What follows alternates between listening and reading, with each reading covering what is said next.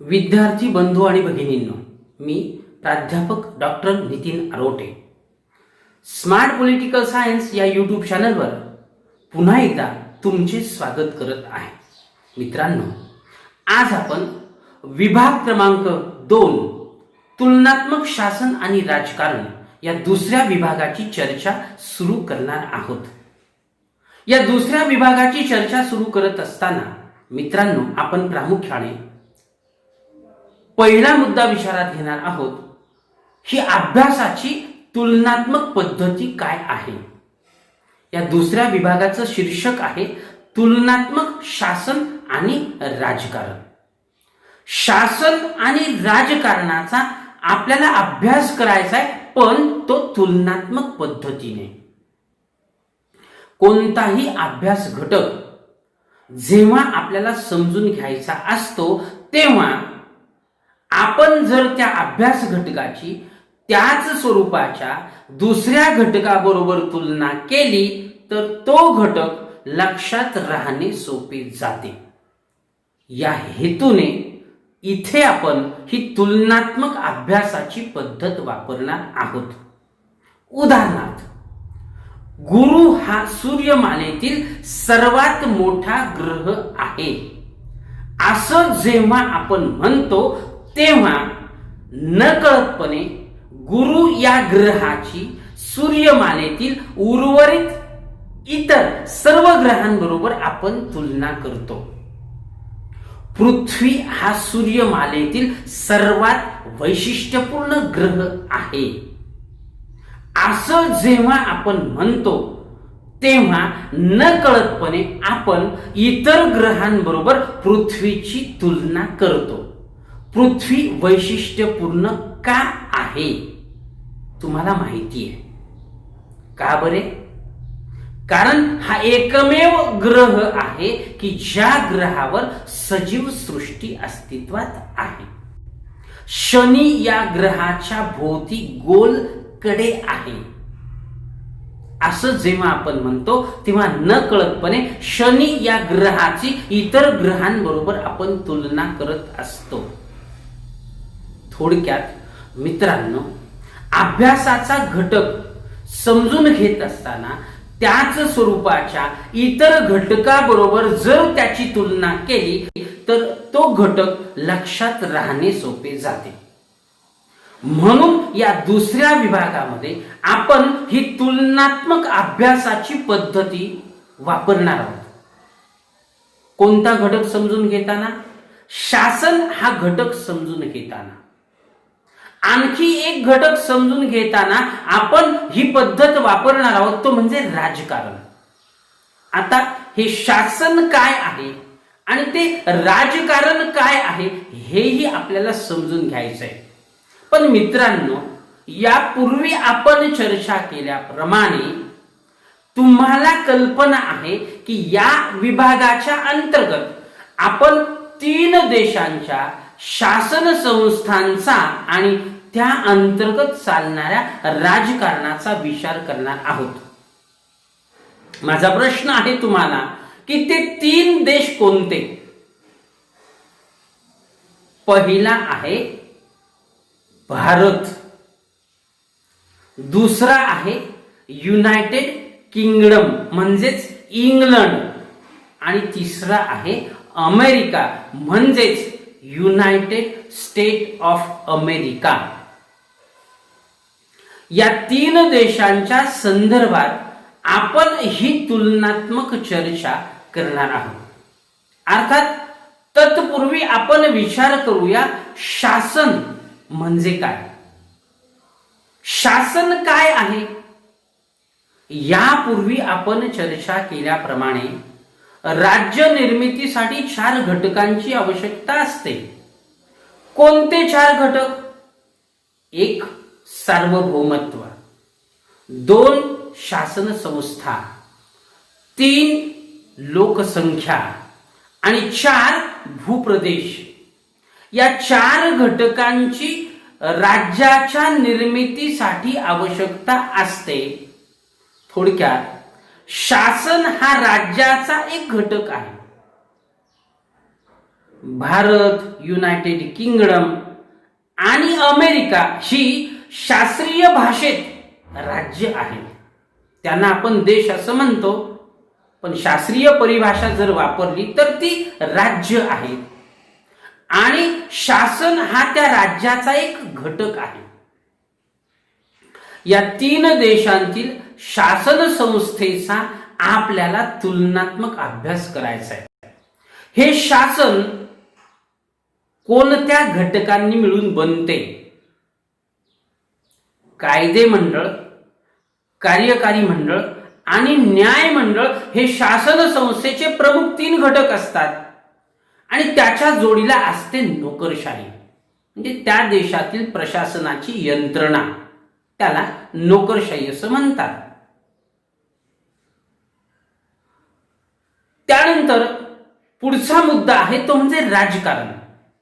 हे राजकारण काय आहे?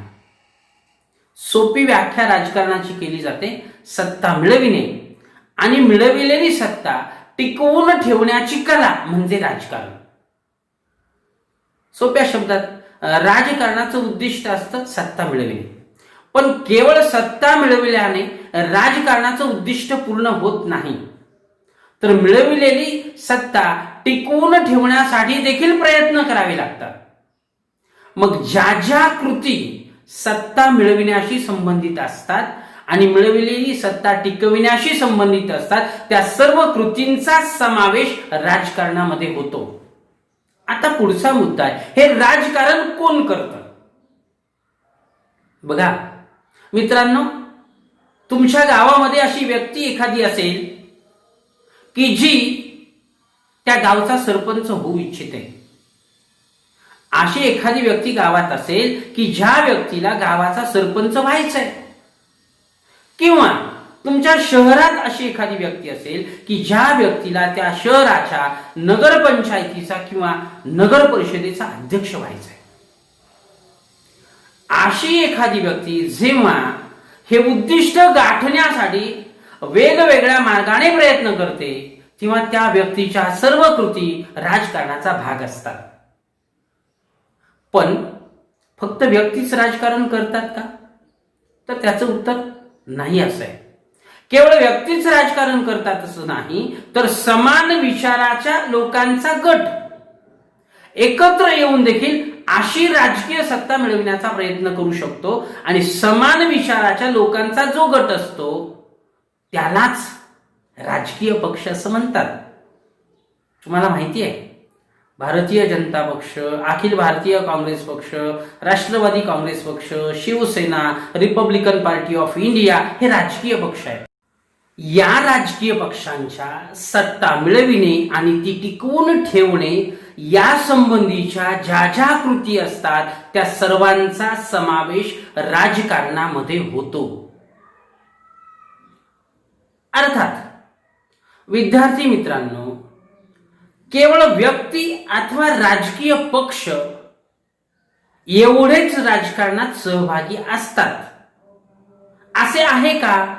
तर त्याचं उत्तर नाही असं आहे. समाजामध्ये याशिवाय आणखीही काही गट असतात की जे त्या देशातील शासन व्यवस्थेवर आपला प्रभाव निर्माण करतात. असे काही गट असतात की जे त्या देशातील शासन व्यवस्थेवर आपला दबाव निर्माण करतात. असे कोणते गट?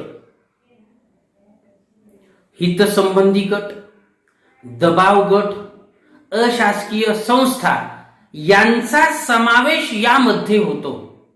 म्हणजेच हितसंबंधी गट, दबाव गट, अशासकीय संस्था यांच्या ज्या ज्या कृती त्या देशातील शासन व्यवस्थेवर प्रभाव टाकतात त्या सर्व कृतींचा देखील आपल्याला अभ्यास करावयाचा आहे. विद्यार्थी मित्रांनो, थोडक्यात या दुसऱ्या विभागामध्ये आपणाला तुलनात्मक शासन आणि राजकारणाचा विचार करताना शासन संस्थेचा आणि राजकारणाचा भारत, युनायटेड किंगडम आणि अमेरिका यांच्या संदर्भात विचार करायचा आहे.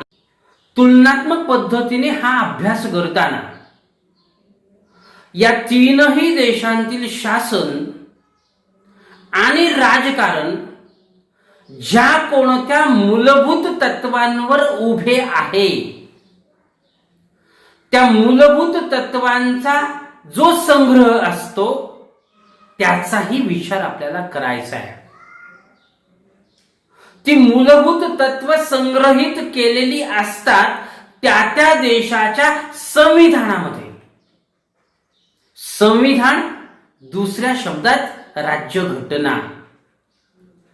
तुलनात्मक शासन आणि राजकारणाचा विचार करताना आपण या तीन देशांच्या संदर्भात त्या देशातील संविधानाचा देखील तुलनात्मक विचार करणार आहोत. संविधान हा राज्यकारभार विषयक नियमांचा संग्रह असतो.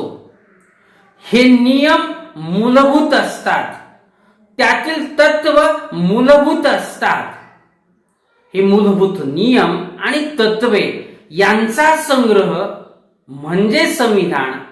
आणि मग आपण भारताचे संविधान, युनायटेड किंगडमचे संविधान आणि अमेरिकेचे संविधान अशीही तुलनात्मक चर्चा करणार आहोत.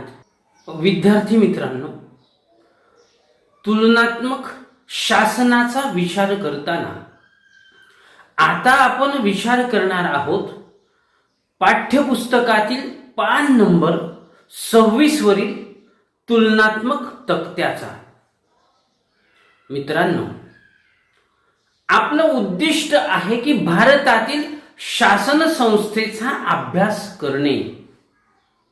अर्थात या विभागामध्ये हा अभ्यास करताना आपण भारताची तुलना युनायटेड किंगडम म्हणजेच इंग्लंड आणि अमेरिका म्हणजेच युनायटेड स्टेट ऑफ अमेरिका यांच्या बरोबर करणार आहोत.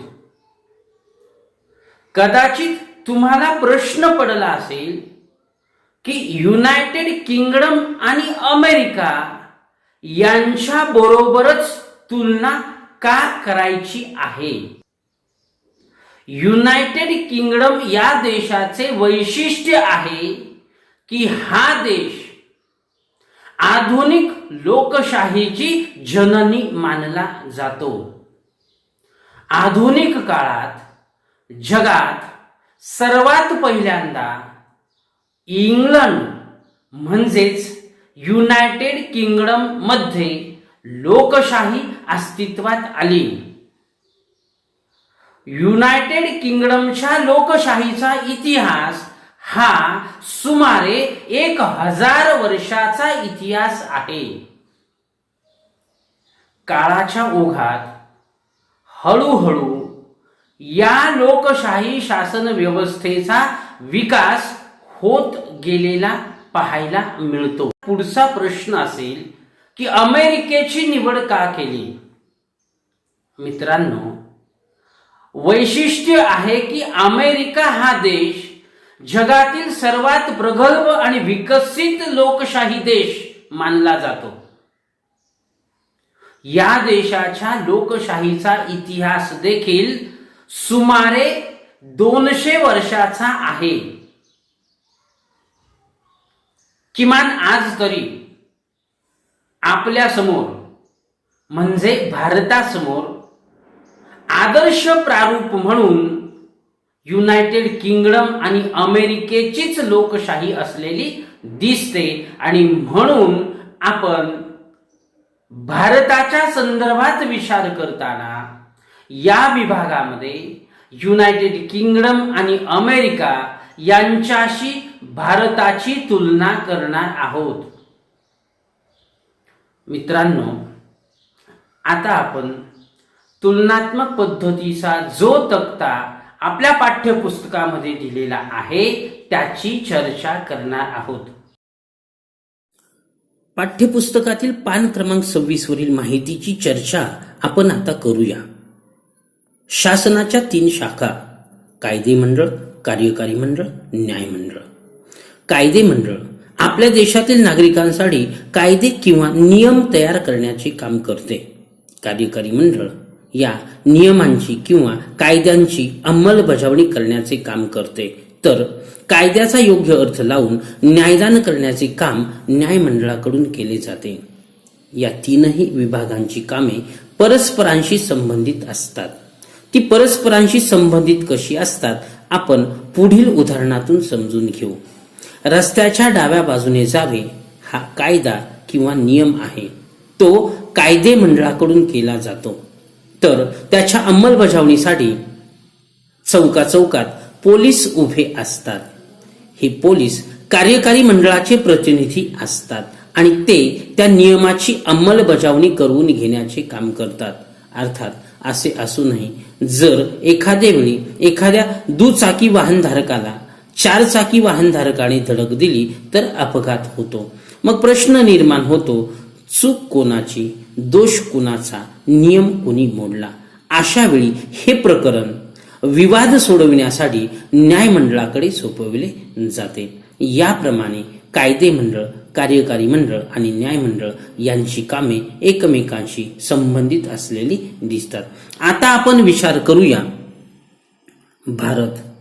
भारताच्या केंद्रीय कायदे मंडळाला संसद असे म्हणतात. ही संसद लोकसभा आणि राज्यसभा या दोन सभागृहांनी मिळून तयार होते. युनायटेड किंगडमच्या कायदे मंडळाला संसद असेच म्हटले जाते. इंग्रजीमधून त्यासाठी पार्लमेंट असा शब्द वापरला जातो. युनायटेड किंगडमची संसद हाऊस ऑफ कॉमन्स आणि हाऊस ऑफ लॉर्ड्स अशा दोन सभागृहांनी मिळून तयार होते. अमेरिकेच्या कायदे मंडळाला काँग्रेस असे म्हणतात. हाऊस ऑफ रिप्रेझेंटेटिव्ह आणि सिनेट या दोन सभागृहांनी मिळून हे अमेरिकेचे कायदे मंडळ बनते. विद्यार्थी मित्रांनो, तुमच्या लक्षात आले असेल की भारत, युनायटेड किंगडम आणि अमेरिका या तीनही देशांचे कायदे मंडळ हे द्विसभागृही आहे. म्हणजे त्या देशाच्या कायदे मंडळात काम करणारी दोन सभागृह प्रत्येकी असलेली दिसतात. अर्थात या दोन सभागृहांपैकी एक सभागृह हे कनिष्ठ सभागृह असते तर दुसरे सभागृह हे वरिष्ठ सभागृह असते. भारतातील लोकसभा, युनायटेड किंगडम मधील हाऊस ऑफ कॉमन्स आणि अमेरिकेतील हाऊस ऑफ रिप्रेझेंटेटिव्ह ही सभागृह कनिष्ठ सभागृह आहेत.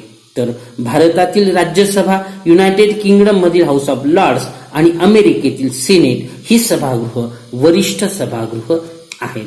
आता आपण विचार करूया कार्यकारी मंडळाचा. कार्यकारी मंडळाचे भारतामध्ये प्रामुख्याने दोन घटक आहेत, राष्ट्रपती, प्रधानमंत्री आणि त्याचे मंत्रिमंडळ. त्यांच्या मदतीला असलेली नोकरशाही किंवा प्रशासकीय यंत्रणा.